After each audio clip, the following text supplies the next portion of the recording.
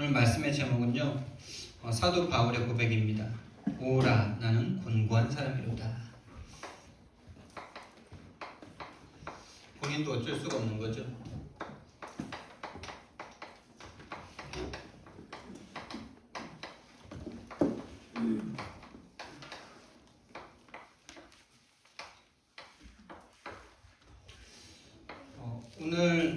오늘은요, 많은 필기를 안 하셔도 될 것 같아요. 그냥 좀 제 간증 및 사도 바울이 뭐 때문에 이렇게 공고한 사람이다 이렇게 글로 썼지만은 사도 바울이 느끼는 본인 속에 선한 것이 없고 악한 것이 계속 올라오는 이걸 느낄 때는 뭔가 본인이 참 비참함을 많이 느끼지 않았겠습니까?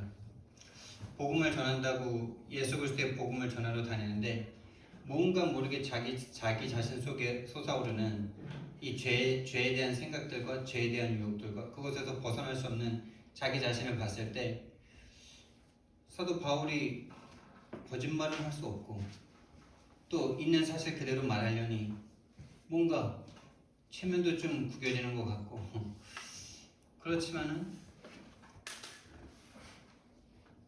그게 부끄러운 게 아니라는 사실을 아는 거죠. 왜? 하나님 떠난 인간은 다 똑같으니까.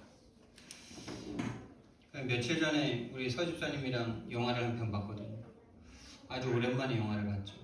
범죄도시 2라는 건데 일단 뭐 영화 추천 안 드리고 싶을 만큼 좀 제 기준에서는 좀 아닌 영화였는데 근데 참 너무 이제 뻔하게 너무 이제 이렇게 그러니까 그랬지만은 중요한 것은 제가 그 영화를 보면서 그 악당과 이제 경찰이 싸우는 건데 그 악당 그 주인공이 이 말씀을 준비하면서 이렇게 조금 생각을 해보니까 그 사람이 난 너무나 이해가 되는 거예요. 그럴 수밖에 없는 저 돈 몇 억 때문에 사람을 죽이고 그 돈을 또 빼앗기니까 이렇게 완전 막 분노에 차가지고 모든 사람을 다 죽여버려야 되는 그런 상태. 저는 사람을 죽여본 적은 없고 칼로 해본 적도 없는데 그럴 수 있겠다는 것은 많이 느껴봤거든요. 내 감정, 내 화에 딱 사로잡혔을 때 내 조건이 그렇게 칼 들고 사람 죽일 만큼 조건이 아니었기 때문에 안 그러지 진짜 내 분노에 딱 사로잡혔을 때는 사람 다 죽이겠더라고. 그래서 막 악에 받쳐가지고 막 분노하고 절규하고 막 그랬던 저의 과거들이 그 영화를 보는데 그 주인공의 그 악다구니에 찬 그 모습이 너무나 이해가 되는 거죠. 서지사는 어떤지 모르겠어요. 근데 오늘 쓰진 않을 겁니다. 근데 이제 몇 가지는 이렇게 좀 적을 건데 어제 이제 누군가 간증을 좀 하셨어요. 우리가 다 알고 있는 분인데 김용주 쌤 아시죠? 포럼이죠. 이분이 이제 전도인인데 자살 충동이 최근에 아니라 며칠 전에 지난주에 자살 충동이 3번이 일어났다는 거예요. 뭔 자살 충동이냐? 이분은 뭐 육신적인 것 때문에 절대 자살 충동을 느껴본 적이 없대요. 근데 본인은 이제 근데 본인은 어렸을 때부터 뭐가 있었냐? 어렸을 때부터 이 공허하고 허무가 찾아오는 이거를 뭘로 막을 수가 없었대요. 이 부분이 참 저는 비슷하더라고요. 이 부분도 나랑 비슷한 부분이 있어가지고 좀 이렇게 소개를 드리는 건데 어렸을 때부터 그 허무와 공허가 계속 올라오다가 예수를 믿는 순간부터 딱 저게 딱 끊어졌다 그러더라고요. 그러면서 이제 자기는 내가 이렇게 구원받고 아무것도 아니고 오히려 교회를 핍박하고 예수님을 핍박하고 믿는 자들을 미워하고 이랬던 자기를 구원하신 하나님이기 때문에 자기는 다른 사람을 살릴 수 있다라고 1001% 확신을 했대요. 여러분 이 정도 확신 있어야 되죠. 나는 다른 사람 살릴 수 있다. 네가 가진 복음으로 난 다른 사람 살릴 수 있다. 이러면서 막 청년인데 막 막 한 주에 막 7, 8개 다락방을 막 뛰면서 그것도 힘든 장애인들 귀신 문제 귀신에게 들려있는 사람들이랑 같이 막 지내기도 하고 살기도 하고 그거 아무나 못하잖아요. 그래서 본인은 1001% 다른 사람 살릴 수 있다 이 생각 속에 있었는데 지난주에 이게 무너진 거예요. 그리고 이 흐름 속에 오면서 본인이 복음 아닌 부분이 딱 발견되는데 얼마나 좌절스럽겠습니까? 근데 그게 지난주에는 실제로 자기에게 딱 온 거예요. 이 부분이 진짜 비밀이에요. 그걸 인정하고 거기서 넘어가는 순간부터 이제 시작인데 여러분 참 주의 종의 길이 여러분 어떻게 보이시는지 모르겠어요. 저도 어렸을 때부터 교회를 다녔기 때문에 주의 종은 되게 진짜 거룩하고 훌륭하고 진짜 인자하고 사랑이 많으시고 뭐 이런 좀 완벽한 존재로 저는 항상 인식이 됐었거든요. 시골 마을에 문화도 없고 뭐 완전 가난하고 옷도 제대로 못 입고 이랬던 동네에 이제 목사님들이 많이 배우신 대학 출신이시잖아요. 그러다 딱 오면은 완전 문화의 최선봉이라. 그러니까 다 완벽해 보여 막 얼굴도 하얗고 뭐 인자한 말 쓰시고 뭐 이러니까. 근데 청년일 때 저는 이제 청년 때도 목사님들에 대한 그런 경외감이 늘 있었죠. 그러면서 막 신앙생활을 열심히 하니까 막 뜨겁게 하니까 어떤 목사님은 저보고 이제 목회자가 되는 걸 이렇게 뭐 권유하고 이러셨는데 근데 저는 저를 제가 알잖아요. 너무나 욕심도 많고 참 음란한 생각들도 계속 나한테 올라오고 이런 부분을 내가 나를 아니까 저는 절대 목사가 될 수 없겠더라고요. 아 어떻게 거룩한 목사님 내가 나같이 이렇게 욕심도 많고 더러운 내가 이렇게 목사가 될 수 있어 이러면서 그랬었거든요. 근데 이제 그 청년 때 이렇게 막 신앙생활을 열심히 하면은 교회 어른들을 뭐 권사님, 장로님, 목사님 뭐 모든 전도사님들이 다 이렇게 막 칭찬을 해주잖아요. 그때 얼마나 좋았는지 몰라요. 그래서 저는 그 정도면 뭐 그런 사람이 목회자가 되면 나도 진짜 이렇게 될 줄 알았죠. 그때 그만큼만 하면 되는 줄 알았죠. 근데 여러분 딱 목회자의 길로 딱 들어선 순간 그 청년 때 순수하게 아무 동기도 없이 그리고 누가 보수 주는 것도 아니잖아요. 청년 때는 그냥 그렇게 그 열심만 딱 내도 아주 좋은 청년, 사명자, 제자 막 이렇게 봅니다. 근데 목회자의 길로 딱 들어서는 순간 그런 건 다 기본이다. 다 기본. 당연히 해야 되는 거. 당연히 해야지. 거기서 생명이 살아나야 돼.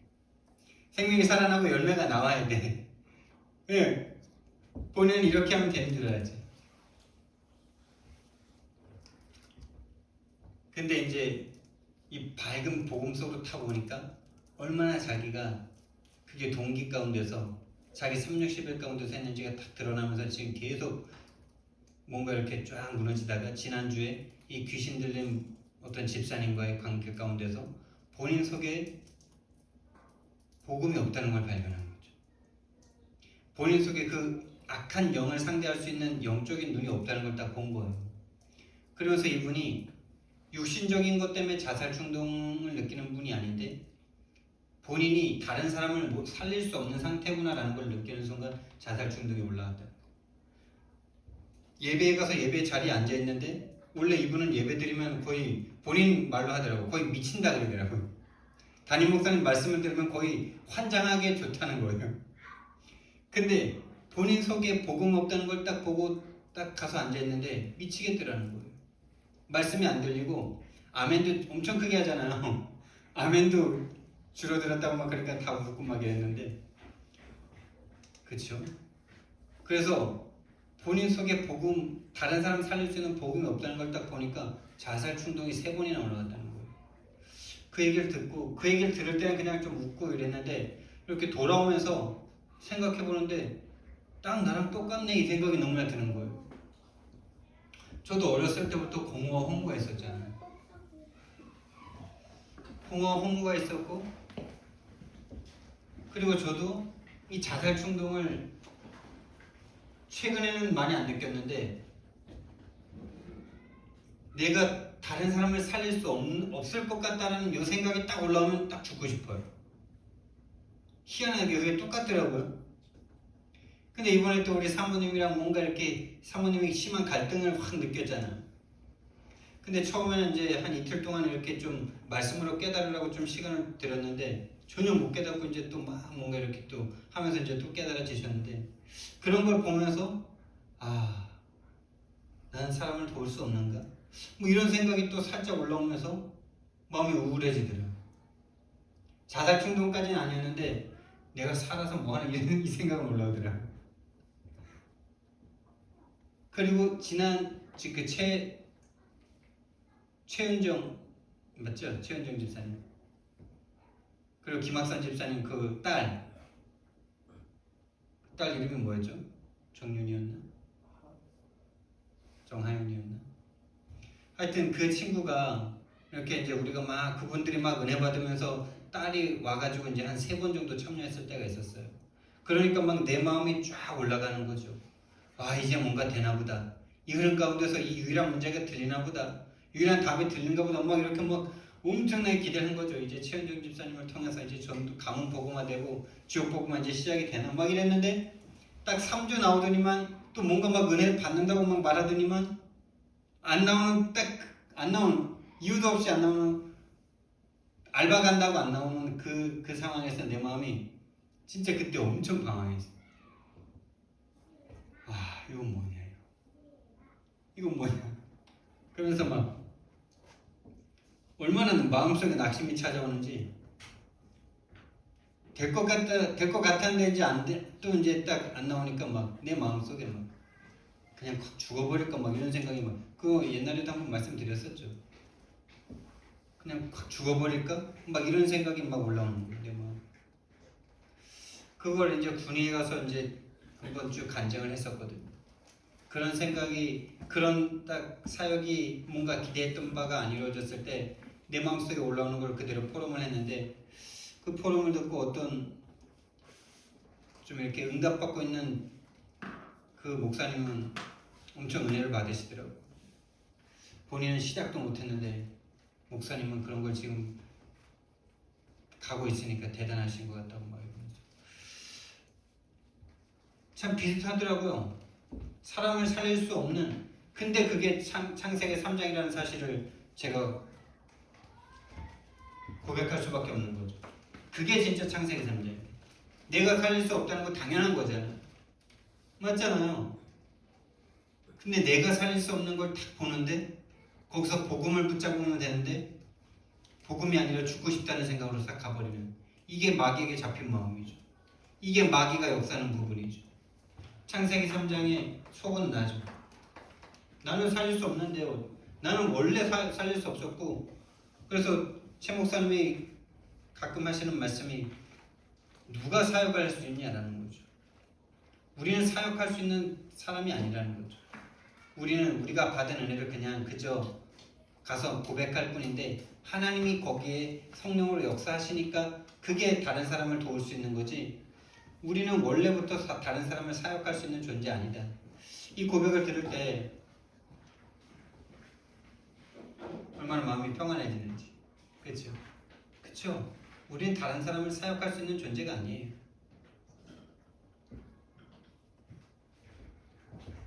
창세기 3장에 구원받아야 되는 우리들이죠. 우린 창세기 3장에 사단에게 속아서 하나님을 불순종하고요, 내가 하나님 되려고자 하는 그 마음이 마음속에 처음부터 각인이 딱 돼버렸어요. 그래서 그게 끝없이 올라오고 그게 무너지면 죽고 싶어요. 그게 바로 사단이라는 존재가 하는 일이잖아요. 살인하는 자. 아니 너는 원래 살릴 수 없는 사람이고 구원받아서 나는 구원의 은혜를 받은 사람이지 내가 누구를 어떻게 살립니까? 내가 산 것도 진짜 내가 살고 싶다고 산 것도 아닌데 하나님의 은혜로 살아난 것 뿐인데. 그렇죠? 근데 우리는 진짜 자꾸 그 은혜를 잃어버리고 자꾸 내가 할 수 있다라는 내가 속아서 하나님처럼 되고자 하는 이 마음이 계속 끝없이 올라오는 거예요. 하나님이 내가 될 수 있다라는 이 마음. 그래서 하나님은요, 진짜 하나님이 얼마나 이 사역자를 키우시는데 혹독하게 하시냐. 하나님은 한 사역자를, 주의 종을 키우는데 저 자신을 좀 고백해 보면요, 하나님은 하나님보다 더 사랑하는 거 있잖아요. 이거를 진짜 빼앗으시더라고요. 진짜 빼앗으세요.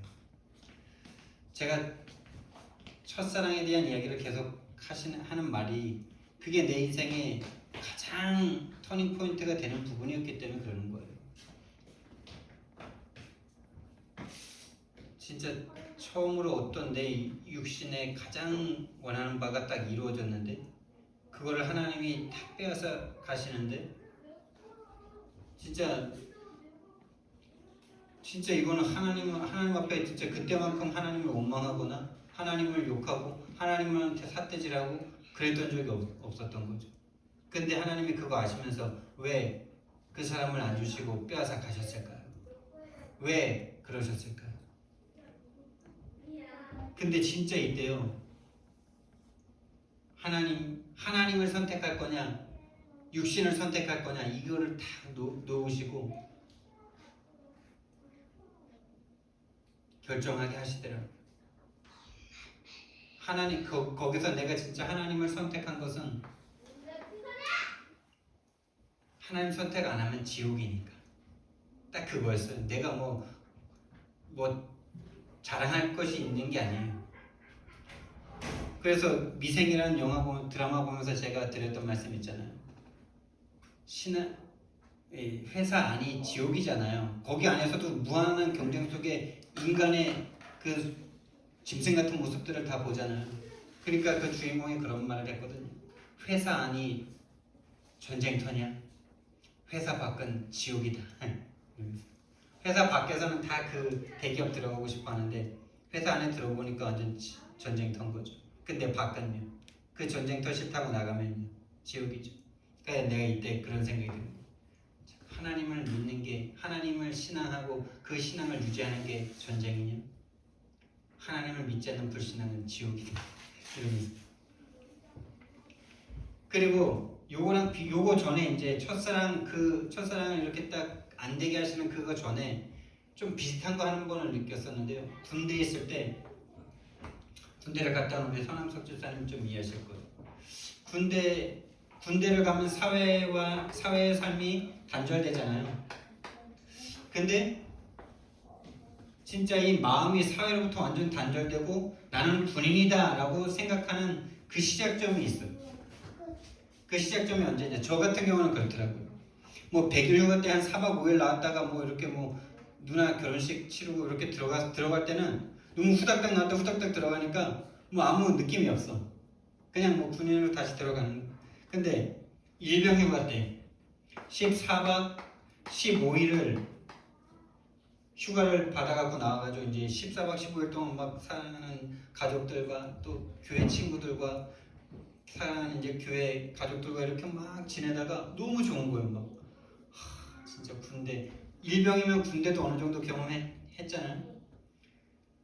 근데 14박 15일 동안 2주가 넘는 시간 동안에 막 어디 뭐 해수욕장도 가고 막 이러다 보니까 막 너무 좋은 거예요. 근데 14박 15일 딱 지나고 딱 다시 군대를 딱 들어가는데 진짜 죽겠는 거예요. 입대보다 더 힘들어요. 입대보다 더 힘들고 진짜 막 진짜 막 엉엉 울고 싶어. 막 진짜 23살에 진짜 그렇게 막 울고 싶은 감정을 느낀 건 진짜 처음이었네요. 근데 안 들어가면 어떻게 돼요?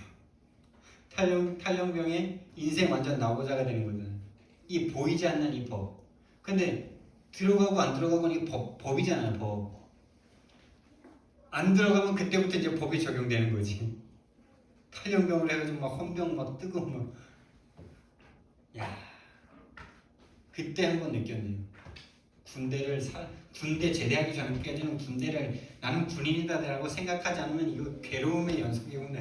난 군인이다 이 생각 안 할 수가 없더라고요. 그래서 하나님이 진짜 우리를 훈련시킬 때요, 우리는 선택한다면 나쁜 거 선택 안 합니다. 우리는 선택한다면 다 좋은 것만 선택해요. 그래서 제가 여기서 선택할 수 있다면 이 사회를 선택하지 않겠어요?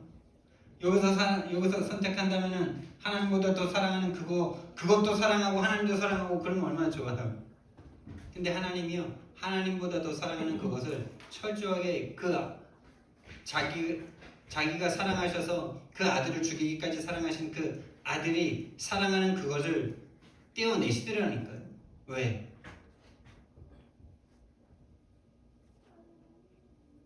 하나님은 나를 죽기까지 사랑하시니까. 그리고 내 육신적으로 다른 걸 하나님보다 더 사랑하는 그것은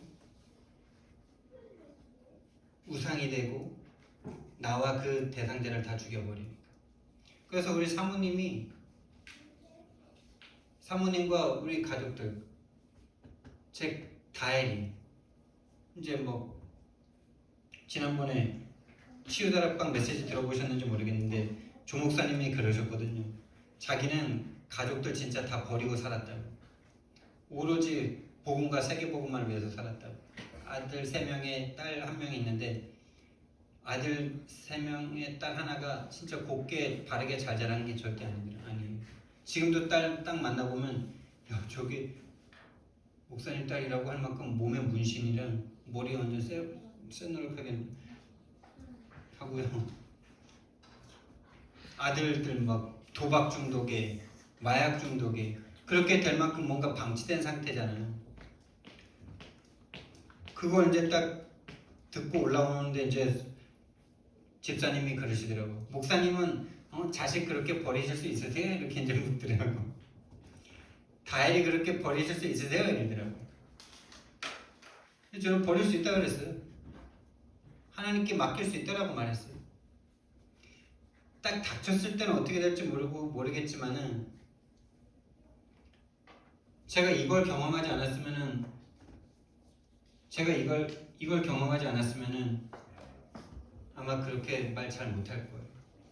그리고 우리 사모님이 만나게 된 것이 정말 저는 너무나 감사하지만은 그 마음의 그 중심까지 딱 줄 수는 없다라는 걸 저는 알거든요.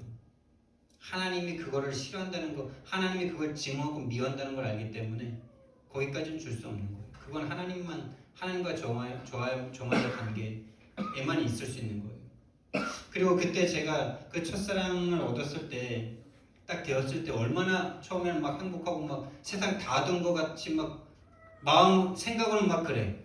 그런데 이렇게 또 뭔가 그 사람이 나에게 온 것이 너무나 좋은데 마음에 뭔가 이렇게 2% 차지 않는 이 허함이 있더라고요.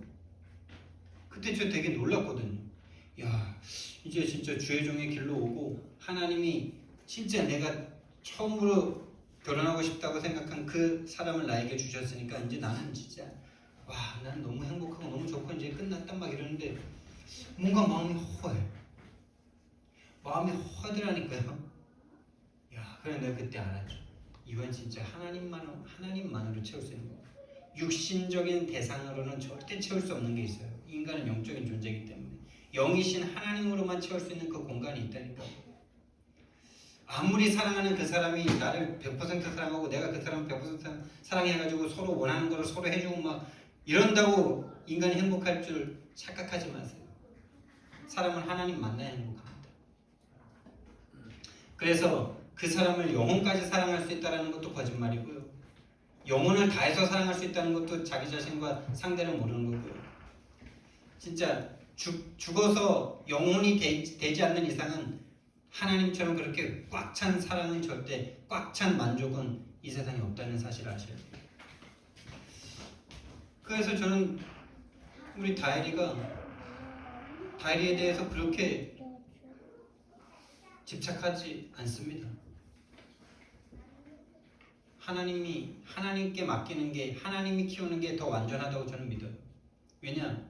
우리 사형제가 얼마나 방치돼서 살았는데요.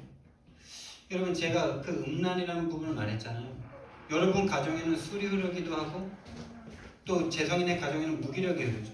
우리 가정에는 아무래도 음란이 흐르는 것 같아요. 근데 뭐 심하게 아버지가 바람 피거나 이런 건 아니에요.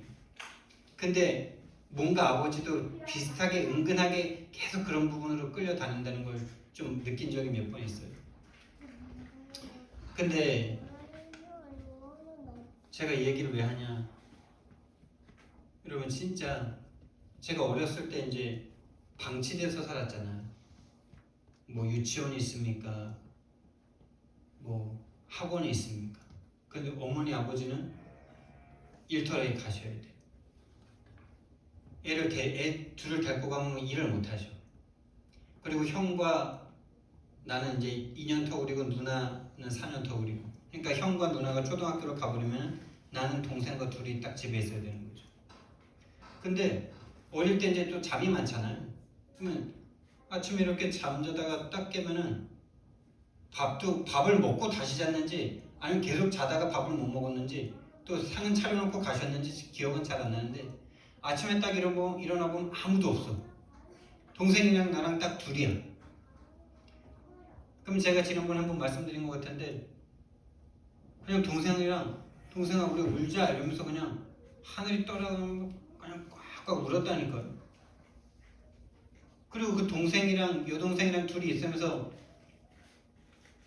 동생이랑 둘이 뭐 이렇게 같이 다니면서 뭐 놀기도 하고 옆에 있는 친구들이랑 놀기도 하고, 근데 또 친구들도 1년 또 빨리 들어가고 막 이러다 보니까 그 동생이랑 그 조그만 초등학교 들어가기 전에 내가 7살, 내가 6살 이때부터 이제 동생이랑 둘이 2년 동안 같이 이제 집에 있어야 되는 거죠.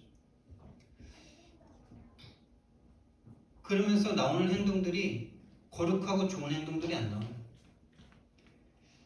성경 말씀에도 사도 바울이 인간이 그냥 하나님을 떠난 인간이 음란하다, 이렇게 음란한 속으로 계속 끌려간다 이렇게 말했는데 그 어린 아이들이 음란 쪽으로 계속 가더라고요. 가더라니까요.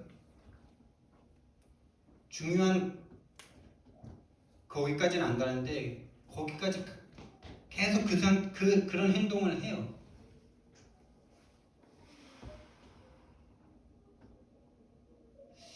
그런 부분들이 올라오는 걸 뭐 내가 하고 싶어서 했겠습니까?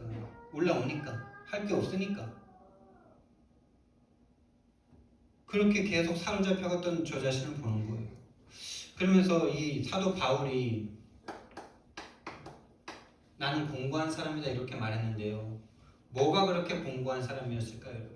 뭐가 그렇게 공고한 사람이었을까? 오호라 나는 공고한 사람이로다. 그래서 우리 사모님한테 이걸 한번 물어봤거든요. 뭐가 사도 바울이 그렇게 공고했을까? 뭐가 이렇게 본인 마음속에 선을 행하고 싶은데 악한 것이 그렇게 올라왔을까? 그러니까 우리 사모님이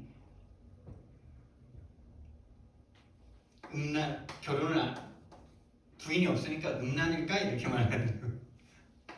딱 자기 수준에서 말하는 거죠. 나도 그런 생각을 해봤어요. 근데 이렇게 목사님들 만나보니까 다 같이 음란이라는 부분이 너무나 힘든 사람이 난 다 그럴 줄 알았는데 다 그렇지도 않더라고요. 이런 쪽의 유혹이 다른 것에 대한 유혹보다 좀 적은 사람들도 있더라고요. 사도 바울도 이런 쪽이 아니었을 수도 있어요. 더 중요한 부분은 뭐냐? 사도 바울이 많은 것들을 누리고 살았잖아요. 그리고 사도 바울의 가정이 좋았잖아요. 음란 쪽으로 사로잡히는 사람들이 보통 엄마의 사랑을 충분하게 받지 못하고 가정이 안 좋은 사람들이 음란 쪽으로 많이 시달려요. 딱 보면 그래요. 제가 알고 있는 분들이 이쪽으로 많이 이렇게 힘들어하는 분들 보면은 어려서 부모님의 사랑을 제대로 못 받았어요. 특히 어머니의 사랑을 많이 못 받았어요. 그리고 둘이 많이 싸우거나 부부가 많이 싸우거나 이런 부분들에 있는 사람들이 여기로 가지, 좀 부부가 괜찮고 자녀를 잘 사랑해주고 이런 사람들은 요거보다는 다른 데로 많이 가더라고요. 명예라든지 자기 어떤 자존심, 명예 이런 쪽으로 가죠. 그래서 사도 바울도 가정이 괜찮은 사람이었잖아요. 그러니까 이 부분은 거의 아닐 가능성이 많아요. 훌륭한 가문이었고 제대로 된 가문이었으니까. 그럼 그 사람에겐 뭐가 있었을까요? 이건 누구도 벗어날 수 없는 거죠. 내가 하니까 됐다. 내가 하니까 막 죽은 자도 살아나고 병든 자도 살아나고 한 마을이 막 죽게로 다 돌아오고 막 자기는 막 신 대접해주고 그러니까 내가 하나님 자리에 막 올라가고 싶은 그 마음, 여기서 눌러앉고 싶은 그 마음, 여기서 내가 대접받고 살면야 이거 왕 부럽지 않겠다 이런 생각 안 올라왔을까요? 그런 육신적인 생각들이 계속 올라왔겠죠. 육신적인 평안함, 육신적인 대우, 육신적인 그런 어떤 정말 찬양과 칭송을 받고 싶은 마음이 계속 올라왔겠죠. 그리고 본인의 성공에 대한 명예, 이게 아마 이 사람에겐 제일 힘든 부분이었을 것 같아요. 모든 사람에게 있는데 이렇게 딱 가는 거죠. 이쪽으로 가기보다는.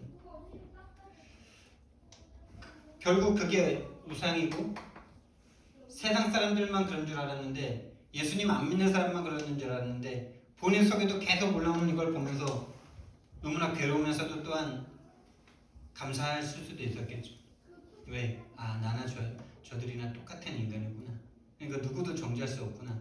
이러니까 편견 없이 모든 사람을 제자 삼고, 오네시모라는 그 종인데 도망온 그 사람도 감옥에서 제자 삼지 않습니까? 우상과 이 우상으로 갈 수밖에 없는 인간의 모습, 그게 뭐 창세기 3장에 빠진 하나님보다 높이 올라가려는 창세기 6장에 나의 육신과 이 육신의 유익을 따라갈 수밖에 없는, 11장에 성공을 향한 이 끝없는 마음이 계속 올라왔을 것 같아요.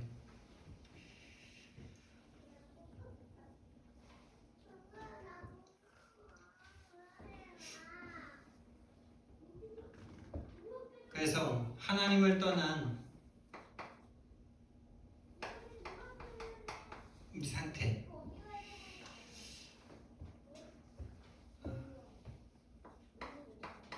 인간은 곤고할 수밖에 없죠.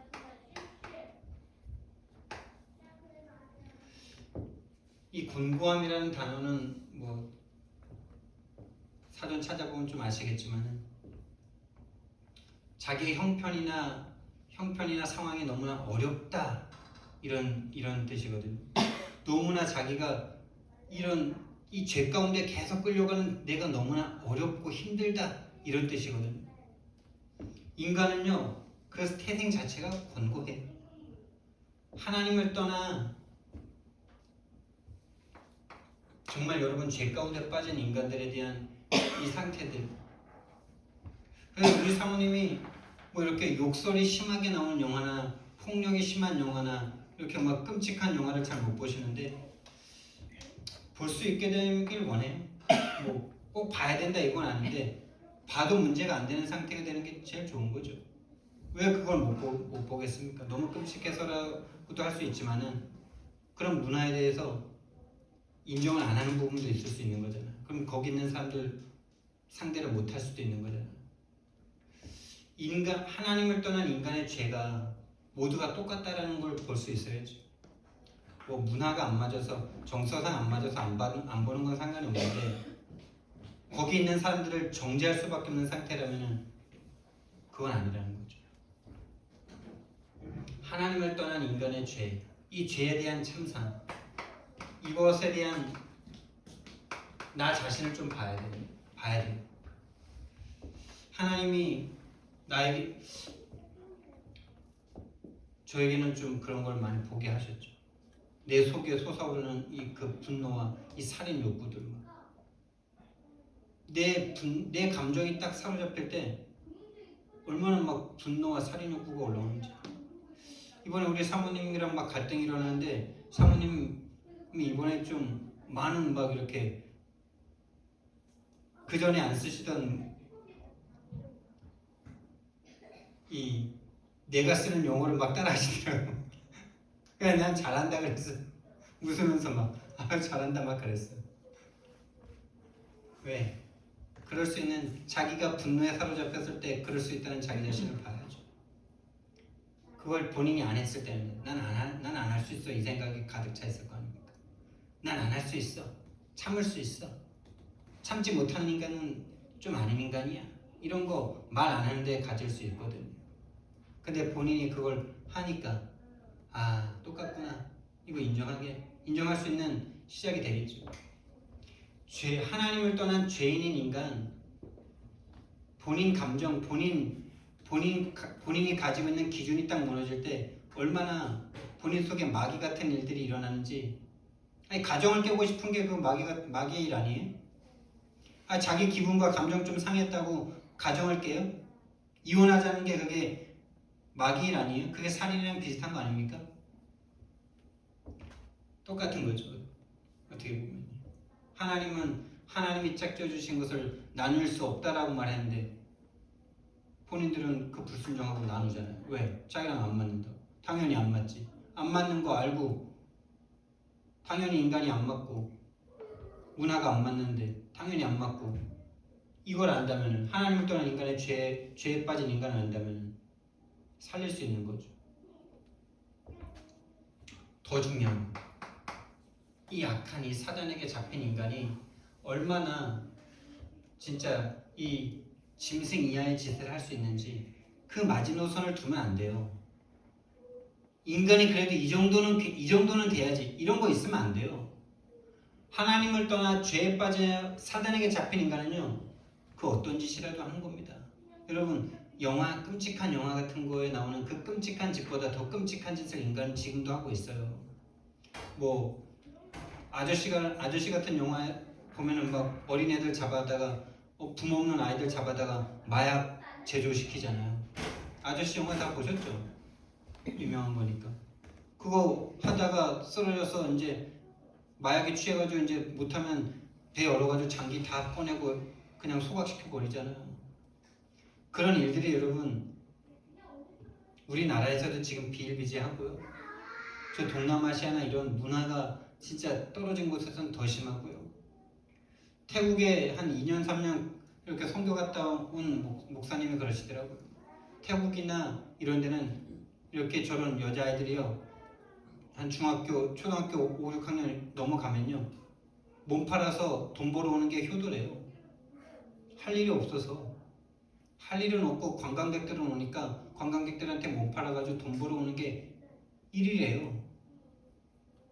그런 세상에 가서 우리 선교할 수 있습니까? 그런 곳에 가서 선교하면서 그 사람들을, 그 아이들을, 그 여자아이들을 편견 없이 복음 전할 수 있습니까? 내 제자로, 내 딸처럼 생각할 수 있습니까? 이걸 본인이 이 속에 빠져서 얼마나 참혹한 죄 가운데 사단에게 잡혀있는 본인이 보이지 않는다면 아무리 각오를 하고 가도 보는 순간 안 될걸요?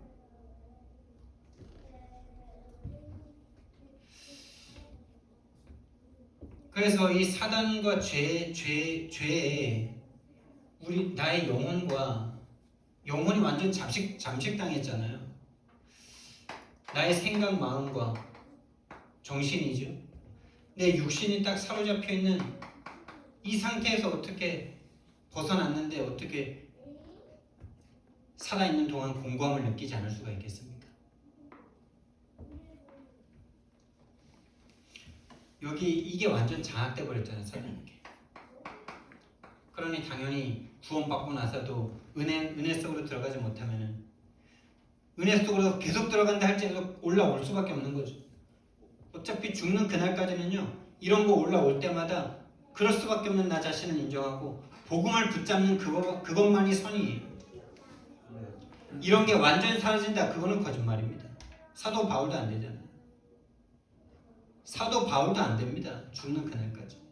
계속 올라오는 거를 올라올 때마다 그럴 수밖에 없는 하나님 떠나 죄와 사단에게 잡힌 인간의 처참함을 인정하고 그래서 복음밖에 없음을 계속 잡는 그것만이 하나님이 귀하게 여기시는 거예요. 네 스스로 잘할 수 있다? 네 스스로 이거 없이 이 육신과 이 더러운 것에 빠지는 것을 스스로 해결할 수 있다?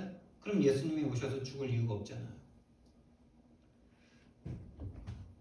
저는 여기에 빠져가지고요. 진짜 제 자신을 좀 돌아보니까요. 진짜 폭력으로 완전 사로잡혔어요. 원하는 것을 갖지 못할 때 같은 동료나 친구들이나 우리 형제 사형제 중에서 진짜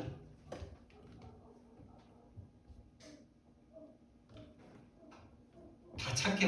우리 세 명. 우리 동생은 좀 이렇게 뭐 안 착한 부분도 좀 있어 보이는. 누님과 형님은 진짜 착해. 내가 막 좋은 거 있으면 다 빼앗고 막 다 때리고 막 맨날 울고 나 때문에 뭐 그건 뭐 귀여운 거죠. 초등학교 6학년 때 제가 이렇게 십자가 은혜를 체험하지 못했다면 제가 어떻게 됐을지 진짜 저도 상상이 안 돼요. 그게 아마 나이가 들고 중학교, 고등학교 가면 그 폭력성이 전문화되잖아요. 조직화되고 막 뭔가 대범해지고 초등학교 때야 뭐 아무리 약해봤자 뭐 동네 친구들이랑 싸우고 그 먹는 것 좀 빼앗고 이런 거밖에 더 있겠습니까? 근데 그 마음은 똑같아요. 내가 원하는 거를 이 폭력을 써서라도 반드시 해야만 하는 그 마음은 똑같잖아요. 초등학생이나 조직적으로 그 폭력 속에 있는 사람이랑 똑같잖아요. 그 마음. 그러니까 제가 그때 좀 느낀 거죠. 그리고 폭력으로도 안 될 때 있어요. 왜? 나보다 힘이 더 센 사람이 분명히 있으니까. 그럴 때 뭐가 오르는지 아세요? 이거 올라와요. 한 번은 진짜 우리 마을에서 내가 다 평정했어. 근데 이제 교회를 다니면서 어떤 형님이 있어. 진짜 나랑 좀 비슷하게 생겼는데 나보다 훨씬 살도 많고 통뼈야. 야, 이 형이랑 교회 같이 수련회를 갔는데 뭐 하나를 놓고 싸우는데 내가 안 되네. 아니 내가 안 되는 인간이 없었는데 안 되네. 나를 이겨먹네 계속. 나보다 2살인가 많았는데 힘으로 안 되는 거예요. 그래서 예배 드리는데 뒤에 가가지고 막 때리고 막 죽이겠더라고요 진짜. 손에 칼만 들 수 있다면 죽이겠더라고요. 내 힘으로 안 되니까 뒤에서 예배 드리는데 가서 때 살인 욕구, 폭언, 진짜 얼마나 욕을 내가 잘했는지 욕에 막 창조적 지혜가 막 올라오더라고요. 욕을 얼마나 잘하는지 진짜 쬐끄만 놈이. 음란 쪽으로 계속 끌려가는데 뭐 쬐끄만 게 뭐 얼마나 그랬겠습니까마는 그러더라고요. 계속 살기가 계속 등등하고요. 분노 계속 꽉 차 있고요. 그리고 진짜 이 단어를 어떻게 말해야 될지 모르겠는데 이 분노를 좀 분노 중에서도 이게 너무나 억울해서 억울한 분노의 울음 이런 것들을 참 많이 경험했던 것 같아요. 쬐끄마니까 어떻게 할 수는 없는데 너무 그 부모님과 그 어른들의 그 부조리함과 차별과 이런 걸 딱 느꼈을 때 진짜 막 딱 한 번 뭐 이제 지금은 웃으면서 말하는데 늘 고무신을 신고 다니다가 엄마가 이제 TV에서 나오는 그 운동화였는지 그냥 운동화였는지 운동화를 사주신다 그랬던 것 같아요. 근데 사준다 했다가 안 사주고 사준다 했다가 안 사주고 근데 이제 마지막에 그날까지는 꼭 사주기로 한 건 했는지 안 했는지 모르겠는데 사주기로 했는데 안 사주니까 내가 얼마나 화가 나는지 막 학교 안 간다고 막 그 마당 그 마루 밑에서 막 때를 쓰는데 막 어머니도 사주고 싶었겠죠. 사줄 수 없는 그 가난함과 그 비참함이 있었겠죠. 학교 안 간다고 막 거기서 울고 불고 막 난리를 치니까 부식갱이를 갖고 와가지고 막 두들겨 패는데 진짜 다 죽이고 싶더라고. 다 죽이고 막 근데 아프니까 그 학교를 안 갈 수는 없어. 막.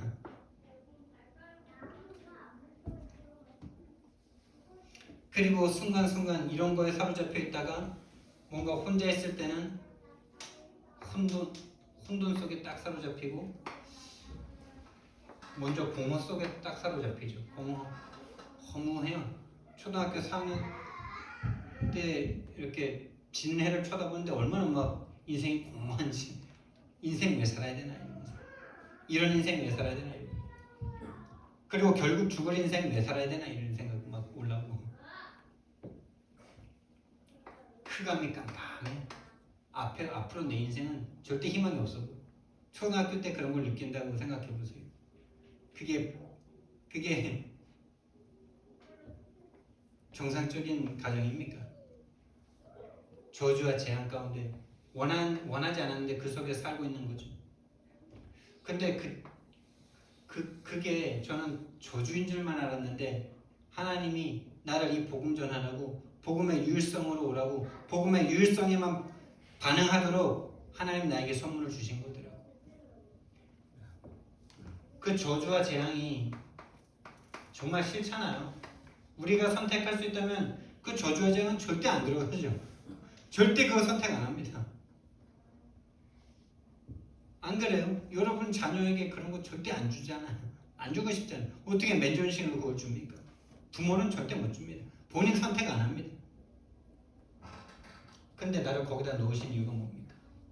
인간이 원래 하나님을 떠나 죄와 사단에게 잡힌 그거를 느낄 수 있는 시간을 주신 거죠. 그러니까 이런 말씀들이, 성경에서 말씀하시는 그 말씀들이 지금도 여러분 북한만 딱 우리랑 딱 반 나눠져 있는 그 북한만 봐도 내가 살았던 그 삶보다 더 처참하지, 그보다 더 낫진 않을 거예요. 그런 인간들이, 그렇게 인간 이하의 삶을 사는 사람들이 지구의 반이 넘습니다, 여러분. 반이 뭐예요? 진짜 문명이 발전하기 전에 아이들을 교육하는 그 세계가 되기 전까지는요, 애들이 완전 착취당하고요, 공장 가서 그 어린아이들이 다 일하다 죽고요, 막 이런 세계였습니다. 산업혁명 일어났을 때에도. 영국 이런 데 뭐 지금 좋은 나라죠. 그 당시에는요, 어린애들 데다가 다 노동하고 애들 인권 없었습니다. 여자 인권 없고요. 힘 있는 게 무조건 힘이라. 그런 세계를 제가 이렇게 좋은 나라에서 어떻게 맛보겠습니까? 선택한다면 다 좋은 거, 아름다운 거, 선한 거, 따뜻한 거, 이것만 선택하지 그 누가 폭력적인 그런 삶을 살고 싶겠어요?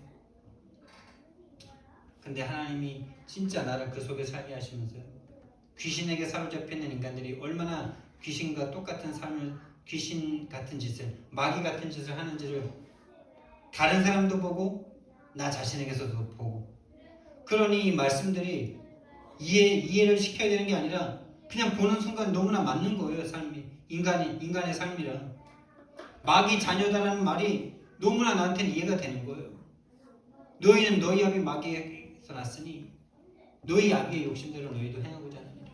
그는 처음부터 살인한 죄, 진리가 그 속에 없으므로 진리에 서지 못하고 거짓을 말할 때마다 제 것으로 말하느니 이는 그가 거짓말 중에 거짓의 아비가 되었습니다. 이런 말씀들이 해석을 안 해줘도 너무나 그냥 마치 이 세상 딱 이렇지.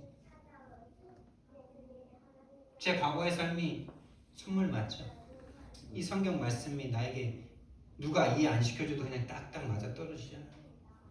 거기에서 구원한 이 복음. 그러니 복음에 제 마음이 안 울릴 수가 없는 거죠. 누구도 여기에서 왜 그런지 답을 줄 수도 없고 그냥 그게 운명이다 생각하고 그냥 살아야 될 수밖에 없는 그 상태에 빠져있는 그 인간들에게 하나님이 아무런 값 없이 요구하는 것도 없이 우리가 아직 죄인이었을 때 그리스도께서 우리를 위하여 죽으시고 이 사단 권세, 죄의 권세 꺾어놓으시고, 그리고 너 믿을래 안 믿을래 이렇게 말하면 이 속에 빠져있는 인간은 믿을 것 같은데 절대 안 믿습니다. 그게 진짜 아이러니한 거예요. 이 사단이랑 완전 일체 단결된 거예요. 이게 진짜 아이러니예요. 본인이 사단에게 잡혀서 사단 짓을 하고 있으면서 사단을 사랑한다니까요.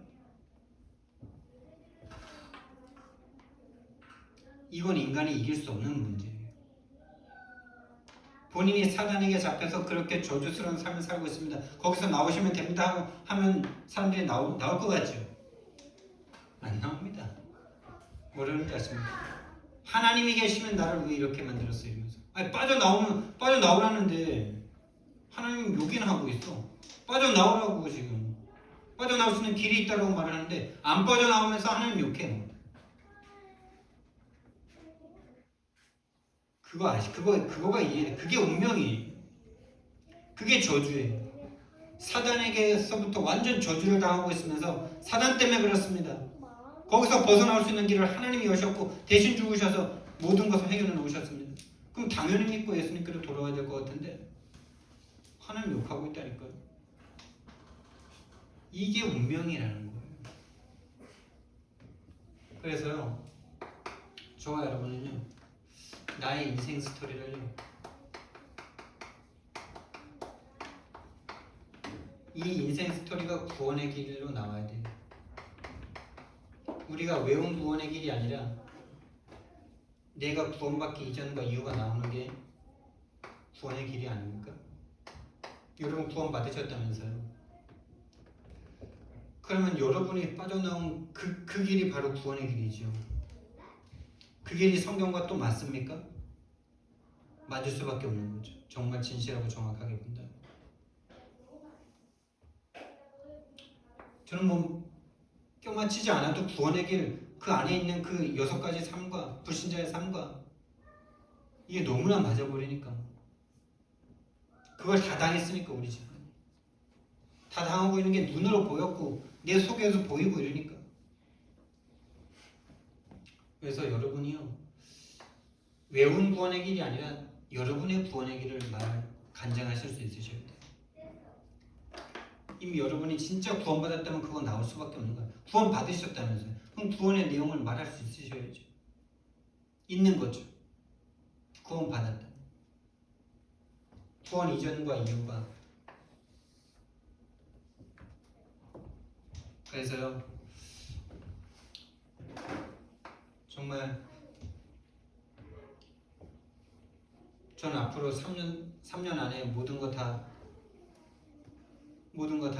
자립한다 이 생각과 결론을 좀 가졌습니다. 이번에 미국 갔다 오고 여러분이 진짜 힘써서 또 이렇게 제주도도 계속 보내주시고 이러면서 제 마음에 진짜 내가 얼마나 분열과 집착 속에 있었는지를 좀 보게 되면서 진짜 여기에서 이제는 난 집중 속으로 갈 수 있는 힘을 하나님 좀 주신 것 같아요. 그래서 하나님 앞에 올인하면서 나의 모든 삶까지도, 우리 사모님이 같이 살면서 많이 힘드셨을 거예요. 솔직히 힘들죠. 이런 과거 속에 있던 내가 뭐 결혼한다고 금방 바뀌겠습니까? 그리고 계속 뭔가 분열되고 집착되는 걸 많이 보셨겠죠. 특히 본인이 너무나 싫어하는 모습도 나한테서 많이 봤겠죠. 근데 그게 우리 사모님에게 메시지고 하나님이 주시는 선물이라는 걸 곧 고백하게 될 겁니다. 진짜 인도받으신다. 근데 진짜 돈이 없는데도 자꾸 뭔가 사요. 제가 그 민영태 목사님과 사모님에게도 똑같이 있더라고요. 빚이 8천만 원이 있는데 계속 선물하고 사고 이러시더라고요. 그걸 보면서 뭐라 그럴까요? 이건 그분들을 정죄하는 게 절대 아니에요. 또 뭐라 그럴까요? 괜찮다 이런 것도 아니에요. 근데 그분들을 너무 저는 사랑할 수밖에 없는 거죠. 왜? 그런 것들을 또 보여주시니까 나도 저렇게 될 수밖에 없는 똑같은 배경을 가지고 있고 비뚤어진 경제를 가질 수밖에 없는 그걸 나에게도 그대로 있구나. 그래서 진짜 제 마음속에는요, 3년 안에 모든 거 나 정리한다. 경제적인 뭐 이런 거 안 먹고 안 쓰고 3년 내가 진짜 하나님 앞에 올인한다. 이 마음 하나님이 주시더라고요. 그게 뭐 제가 갖고 싶다고 보겠어요. 그 전에 제가 결단 안 한 것 같습니다. 결단했는데도 계속 끌려가더라고요. 그분들은 결단 안 했겠어요? 지금 빚이 8천인데 5천일 때 생각 안 했을까요?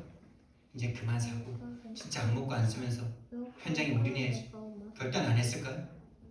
하는데 또 무너지는 자기 자신을 보면서 얼마나 자괴감을 느끼셨을까요? 이번에 또 보이스피싱까지. 여러분 기도해 주세요. 제가 이렇게 될 수밖에 없는 과거를 가지고 있잖아요. 분명히 사단이 이 부분으로 틈탈 거 아닙니까? 이런 부분을 알고 여러분이 함께 기도해 주시기 바랍니다. 그리고 여러분의 인생을 정말 구원의 길로 증거하실 수 있는 저와 여러분 되길 바랍니다. 사랑의 하나님, 은혜와 사랑을 너무나 감사를 드립니다. 하나님을 떠나 죄와 사단에게 붙잡혀 곤고할 수밖에 없는 인간인 우리를 하나님 구원해 주신 그 은혜를 너무나 감사를 드립니다. 내 인생의 구원의 그 은혜가 구원의 길로 많은 사람들에게 증거될 수 있도록 주님 축복해 주옵소서. 감사드리며 예수님 이름으로 기도드렸습니다. 아멘.